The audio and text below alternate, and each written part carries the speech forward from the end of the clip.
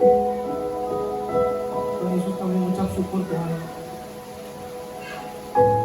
Di waktu seperti ini Tuhan, kalau kami masih bisa berkumpul, Tuhan, itu semua kasih karunia Tuhan.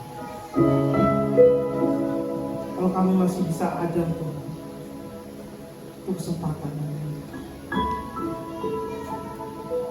Thank you Jesus.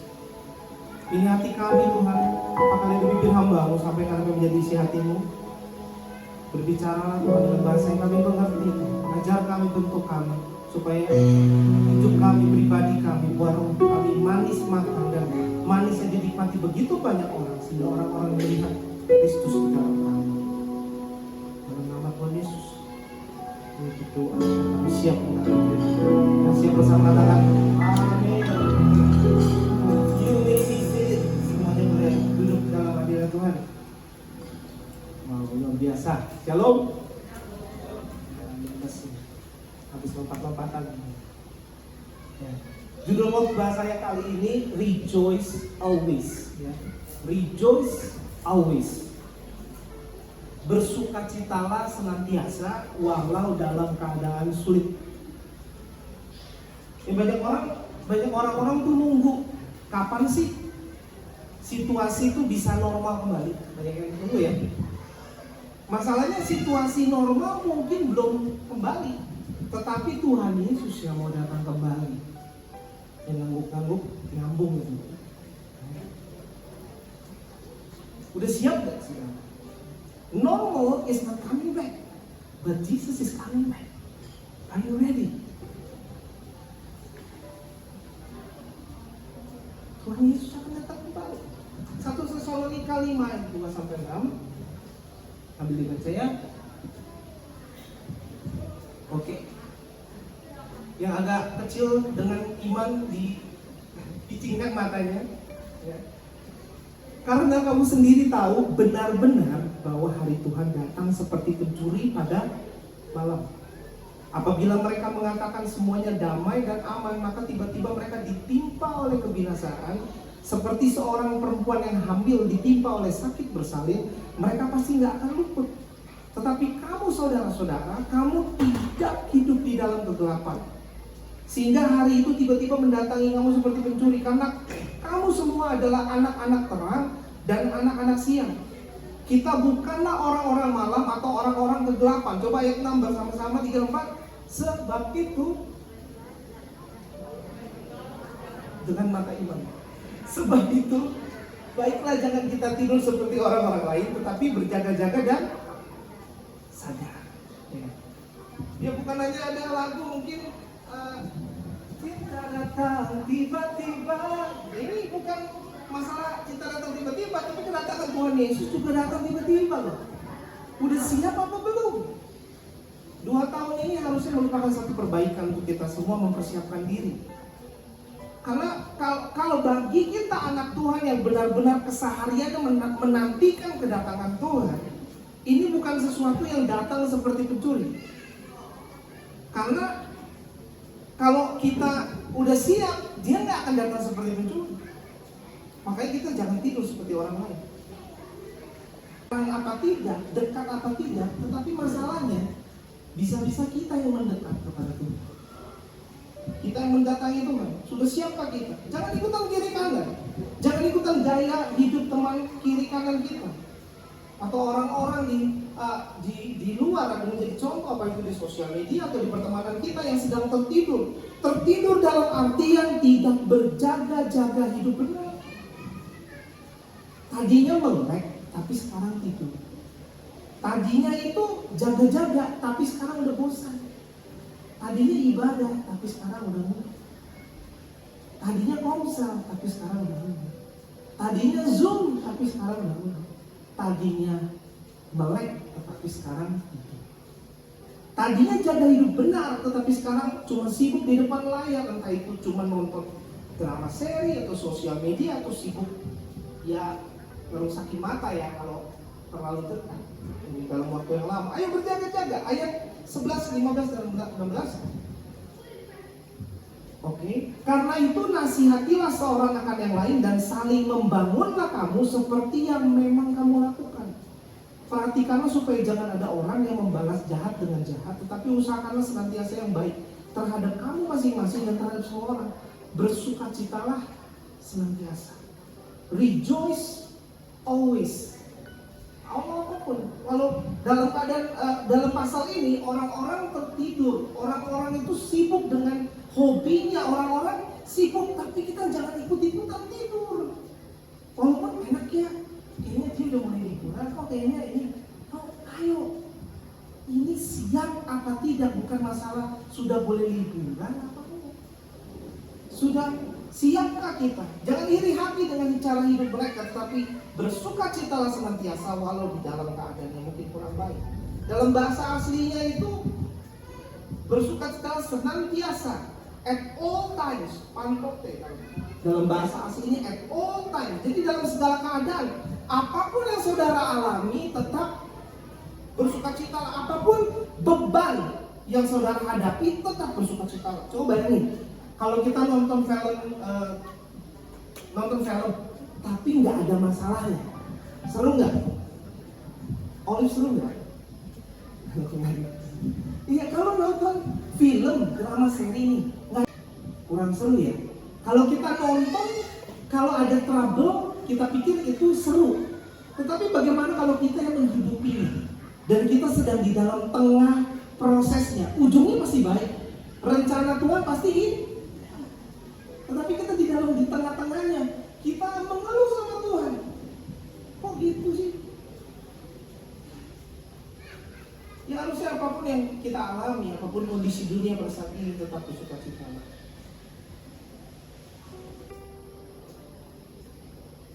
Padahal kalau film drama tapi nggak ada drama, itu aja drama. Bayangin film drama nggak ada drama yang anteng, berarti bukan bikin film drama seri, anteng seri. Jadi kita mesti ngerti, nggak semua masalah rasanya jadi kita jadi beban aja. Ada opsi lain, ada pengharapan, ada pilihan untuk kita bersukacita di tengah-tengah proses. Di tengah-tengah ada suara yang rada bikin lapar. Yang lapar bukan. Ingat, kalau di luar sana kalau ada drama seri tertentu, kalau penulisnya itu orang yang terkenal atau apapun itu, orang akan nonton, ini yang kemarin menulis apa? Wih, itu filmnya sedih banget loh. Wah, akhirnya nonton lagi. Yang penulis keduanya siapa? Masalahnya Tuhan itu kalau penulis hidupku, Tuhan penulis hidup kita, mana yang lebih indah? Udah nggak bakal lebih indah. Cuman masalahnya kita di tengah cerita nggak percaya, rasanya ngap. Nah ini ya. Jadi kalau kita bersama Tuhan, harusnya kita tahu Tuhan penulis hidup kita. Pastilah Tuhan menulis lebih indah dari semua film yang kita pernah nonton atau drama yang kita bisa tonton. Nah Tuhan udah kasih kita satu menulis cerita hidup kita dengan satu tujuan yang begitu indah. Masalahnya manusia itu suka ambil kehendak bebasnya, dia pilih hal yang lain. Benar apa benar? Benar apa benar? Udah dikasih tujuan Kristus yang bagus, tetapi dengan kehendak bebas milih yang lain. Ceritanya udah bagus, tetapi kitanya yang mau belok terus. Nah ini kita mesti jaga-jaga. Kita harus tenang. Akhir dari cerita akan tetap menjadi otoritas penulis. Ada yang pernah nonton film drama seri dalam 2 tahun ini? Yang ngangguk bertobat? Yang senyum ketahuan? Oke, yang nonton drama seri, kita pikir jagoannya meninggal. Tahu-tahu dia punya saudara kembar. Yang senyum tahu lagi nonton film apa itu. Ya kan? Dia jagoan utamanya udah meninggal, tetap ada kembar. Kembar 3 sekalian, matinya 2 kali. Selalu ada jalan keluar karena terserah si penulis. Nah bayangkan, kita punya Tuhan yang menjadi penulis kita, yang terserah dia. Kan seringkali kita gini, sambil nangis, kenyataannya loh Tuhan. Loh, kenyataan lebih kenyataan mana kalau penanya dipegang sama Tuhan loh. Pernah nonton film kartun? yang jagoannya nggak pernah bisa mati. Mau jatuh dari tebing, mau digencet, dibakar. Film kartun nggak ada yang meninggal ceritanya kan? Tuhan kalau jadi penulis hidup kita, iya tahu udah runyem, tahu udah hancur, tapi Tuhan penulis hidup kita. Kalau kita nonton sama seri, udah meninggal loh saudara kembar, yang meninggal itu kembarannya, capek dia. Terus udah meninggal, tiba-tiba ada mesin waktu, balik lagi ke 1000 tahun lalu. Ya, itulah kadang-kadang kita nikmatin film orang lain, tetapi ketika kita di dalamnya kita kurang percaya sama Tuhan. Harusnya kita let God fight your battles. He hasn't lost one yet. Kasih Tuhan yang berperang ganti kita dong. Dia pasti menang, gak pernah kalah loh. Tapi kenapa kita mesti capek sih? Kita yang kerjain, kita yang usahain, tapi gak pernah libatkan Tuhan. Terus kalah, salah siapa? Tuhan gak pernah kalah, tapi kamu gak libatkan Tuhan. Ini pada suatu hari ada kisah seorang bernama Sundar. Dia jalan di Gunung Himalaya bersama temannya. Cuacanya tuh parah banget. Lalu pas dia jalan, ada satu orang tua lagi merintih. Dia dengar suara rintihan, dia deketin. Di jurang itu ada orang lagi merintih sakitan. Kedinginan. Dia ngeliat, dia mau tolong, tapi temennya bilang di belakang, Sundar, ini udah malam. Kalau kamu tunda lebih lama lagi, jangankan orang itu, kita juga bisa meninggal di sini. Makin malam makin dingin. Lalu Sundar bilang, iya sih, cuman kalau dicuekin, rasanya saya nggak tenang gitu. Masa bisa nolong, kita nggak nolong. Mereka argumen, lalu temannya itu jalan duluan pisah, nggak setuju. Lalu dia turun ke jurang, dia gendong itu bapak, tambah parah, setengah mati. Dia naik, lalu dia jalan. Lalu dia jalan, dia kesandung jatuh. Tahu apa yang dia kesandung? Sama siapa? Temannya sudah meninggal ternyata. Ternyata ketika dia gendong itu bapak, badannya jadi lebih hangat karena berdua. Dan karena dia gendong, dia gerak, dia keringetan, badannya panas. Dua-duanya hangat. Temennya sendirian. Nggak ada teman ngomong, di jalan duluan, sendirian dingin, dia meninggal duluan, padahal dia ketakutan. Seringkali kita nggak mau nolong orang lain, seringkali kita egois dengan diri kita sendiri. Padahal Tuhan itu bisa kasih kita kesempatan untuk kita doakan. Sudah ngomong kayak gini, mungkin Tuhan mengirim saya ke sini untuk menolong orang itu. Nah, berapa kali kita ada kesempatan untuk jadi duta kerajaan Allah, tapi kita nggak lakukan. Kita egois dengan diri kita, tapi kita mau nakalan. Apakah Natal itu bicara sesuatu yang selfish? Tuhan datang ke dunia untuk kita, nggak ada egois sama sekali.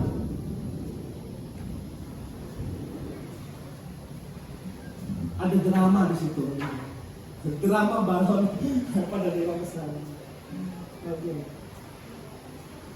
Kita bisa belajar bahwa memiliki beban malah bisa menyelamatkan kita loh. Bahwa hidup kita tuh lebih bergantung sama Tuhan. Bukan beban dosa ya, bukan beban akibat kesalahan kita sendiri. Tapi ini bicara beban di mana kita mungkin bisa bantu keluarga kita, pasangan kita, mungkin anak kita yang lagi bermasalah atau rekan kerja kita. Justru seringkali pengorbanan kita bagi sekeliling seringkali malah bisa menolong diri kita sendiri. Berapa kali kan kalau pas kita bantu ternyata kita yang lebih rasanya senang. Nah, that's why. Coba kita baca firman Tuhan lagi ayat 17 dan 18. Rejoice always, bersukacitalah senantiasa. Tadi ayat 17-nya 3-4 bareng-bareng. Tetaplah berdoa, mengucap syukurlah dalam segala hal, sebab itu yang dikehendaki Allah di dalam Kristus Yesus bagi kamu. Janganlah padamkan roh. Nah, ini kehendak Tuhan bagi kita supaya roh kita tuh nggak padam. Kita tetap berapi-api cinta Tuhan, ibadah, melayani Tuhan. Nah, gimana supaya nggak padam? Dari tadi ada rejoice always, bersukacitalah senantiasa, tetaplah berdoa, mengucap syukur dalam segala hal. Mungkin lagi alamin hal baik, ya ucap syukur. Kalau lagi kondisi pandemi, ya ucap syukur. Bersuka citalah, jaga moodnya, jangan udah kondisi bagaimana, tapi moodnya terlalu masuk ke dalam ruang yang mengeluh, sendu. Ada kuasa loh dalam pengucapan syukur. Kita mesti bersukacita. Jangan malah nggak ucap syukur. Ingat, dalam keadaan lapar, ada ribuan orang, capek, nggak ada makanan, tetapi apa yang terjadi? Ketika Tuhan Yesus mengucap syukur 5 roti 2 ikan, maka semua ribuan orang bisa makan sampai kenyang, bahkan masih ada sisanya. Tapi bisa nggak kita ucap syukur di tengah lapar, capek, dan kenyataannya nggak ada yang bawa roti? Kalaupun ada roti, 5 roti, orangnya ribuan. Jangan hidup dalam kenyataan, tetapi kita abaikan Tuhan. Kalau di 1 Tesalonika 5:17, pray without ceasing.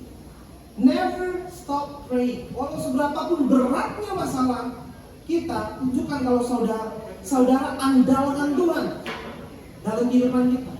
Andalkan Tuhan. Mau keadaannya berubah apa enggak, nolong apa enggak, ngaruh apa. Dari 10 ayat 25. Ayo bareng-bareng. Oke, 3, 4. Janganlah kita jauhkan diri. Mantap. Mantap keras.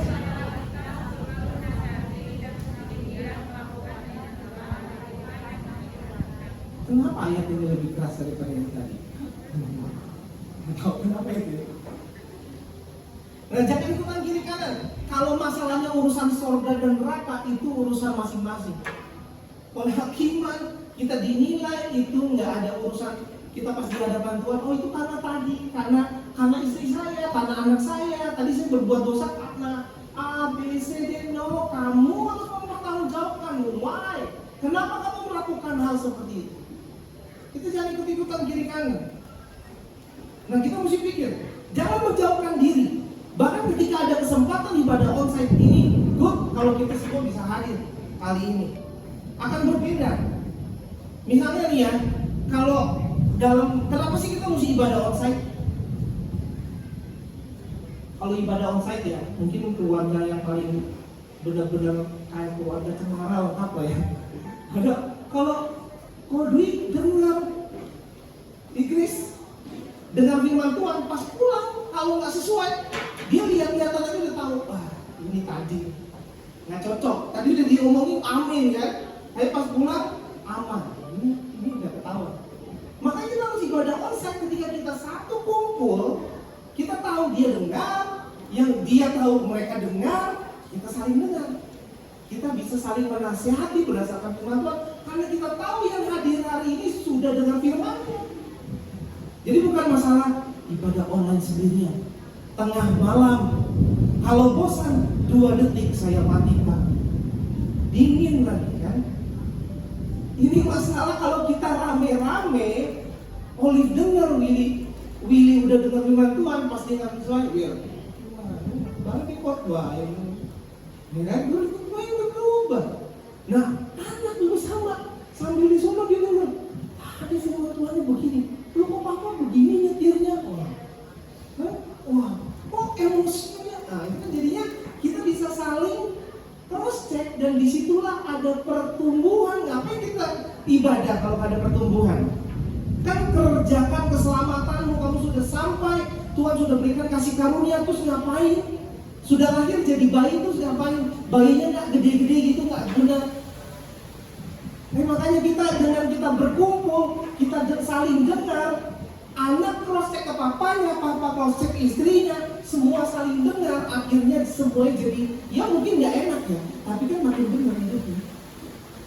Makanya kita jangan ibadah sendirian, setahun 2 kali. Jadi kayak ke dokter gigi nanti. Ya, kita mesti datang terus, ramean, cek kiri kanannya. Dan kita tahu apa yang sedang dikhotbahkan. Ayo ibadah bareng-bareng. Bahkan pulang dari tempat ini kita masih ada ibadah tengah minggu loh pakai Zoom. Dan nanti bakal dibagikan Google Dokumen bagi yang mau ibadah tiap minggu, centang aja. Awas nggak datang. Iya, mau onsite oke, 2020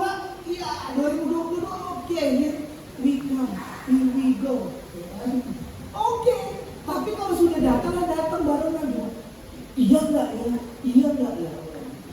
Sebulan sekali pilih kalau gitu, tapi datang juga. Enggak, saya maunya nanti aja waktu di private island. Ya ayo, datang.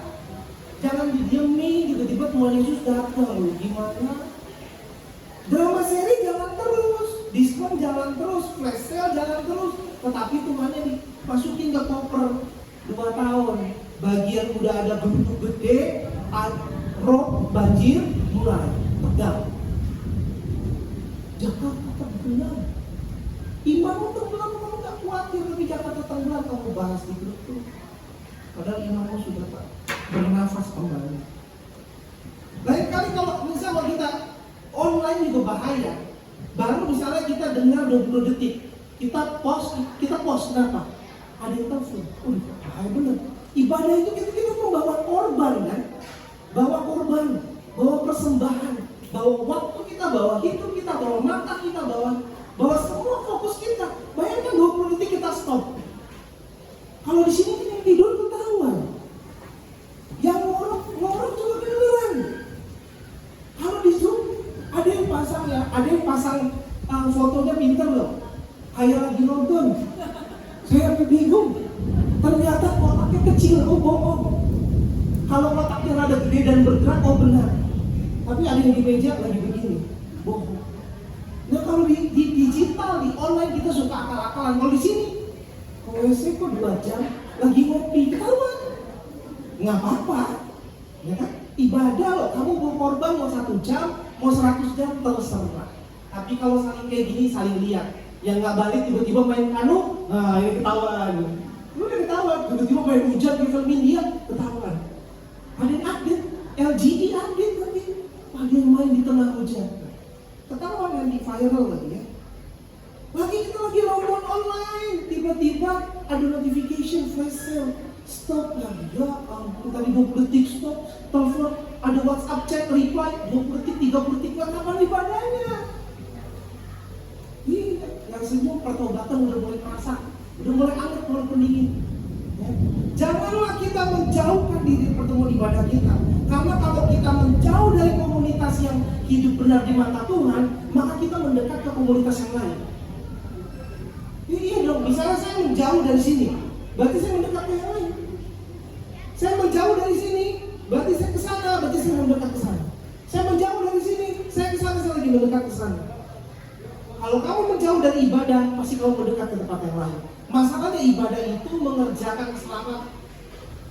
Kamu membawa korban kamu dan anak kamu lihat kamu, apa yang harus ibadah Pak? Cuma ibadah lah. Kalau istri ngomong, ngapain saya berdoa, suami juga nggak berdoa. Waduh, ini. Tapi kalau kita dekat, bisa saling proses. Kalau kita ngejauh, kita bakal mendekat ke yang lain dan akhirnya kita bisa saling menular. Kita lihat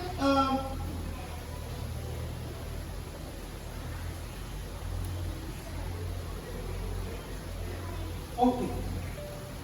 Kasih gambar monyet betul. Susunya gambar monyet, susu gitu. Ada 2 orang dokter melakukan penelitian di 1930, 1931 gitu. Mereka mengadopsi satu bayi simpanse, lalu mereka itu bareng sama anaknya dijadiin bareng. Pikirannya gini kan, dokter kan kayaknya pinter gitu ya. Pikirannya supaya simpansenya itu jadi simpanse hebat gitu, belajar perilaku manusia. Kan monyet ajaib kan. Jadi dia menjadi dokter pertama di mana monyetnya lebih pintar daripada orang ceritanya. Lalu dia lakukan hal itu. Tetapi ketika mereka besarkan bareng, setelah 9 bulan mereka harus hentikan eksperimen itu. Kenapa? Karena monyetnya tetap jadi monyet, tetapi manusianya jadi mirip monyet. Karena kita adalah makhluk yang constantly belajar. Jadi kalau kamu menjauh dari sini, kalau kamu mendekat ke sana, kamu akan belajar hal yang di sana. Kalau kamu mendekat ke sini, kamu akan belajar di sini. Kalau kamu menjauh dari ibadah, kamu mendekat ke tempat yang lain, kamu akan belajar. Kamu manusia, kamu jadi monyet. Pilihannya kemana? Monyetnya nggak akan pindah kemana-mana, tapi manusia yang belajar ke tempat lain jadi mirip. Tadinya orangnya tegas, tiba-tiba nonton drama seri pelur dia, dikit-dikit keluar air mata ya apa tadi. bisa main piano nggak apa-apa lo ya. Kalau bisa main drum diimbangi. Tapi benar ini, sedikit banyak kita akan meniru perilaku mereka. Ikut ibadah, menjauh dari ibadah, lalu kita mulai mengikuti perilaku mereka.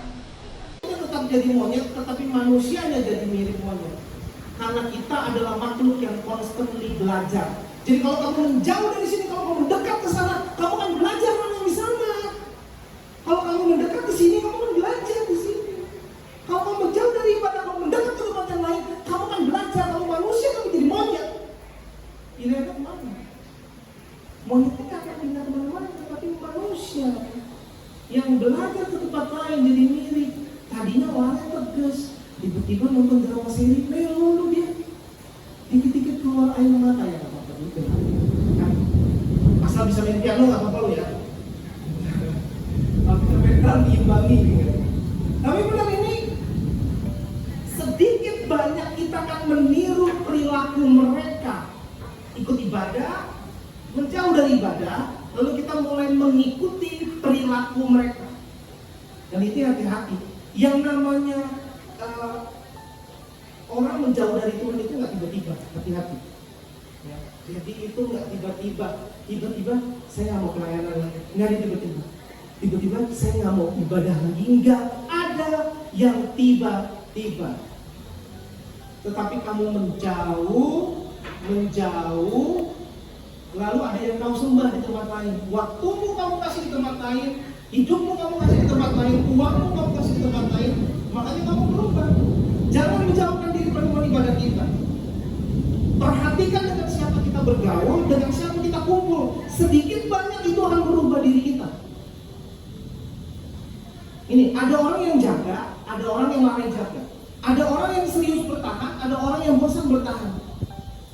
Dan kita nggak pakai tes antigen kondisi kerohanian orang tersebut, tapi kita izinkan mereka berdekatan sama kita, nggak social distancing. Akhirnya beda. Makanya kita tadi cek dulu. Ada juga yang alasan udah lama nggak ibadah, saya nggak suka online, tapi onsite tuh nggak datang. Ada juga yang nggak suka online, katanya nggak real.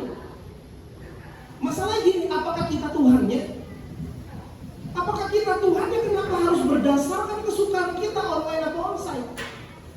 Bukankah harusnya kalau berdasarkan Tuhan, ibadah harusnya sesuai dengan apa yang Tuhan mau, dia sembah dia saja, simple, online, onsite, apapun itu datang kepadanya. Mungkin ada yang komentar, aduh bosan ibadah, saya nggak dapat apa-apa.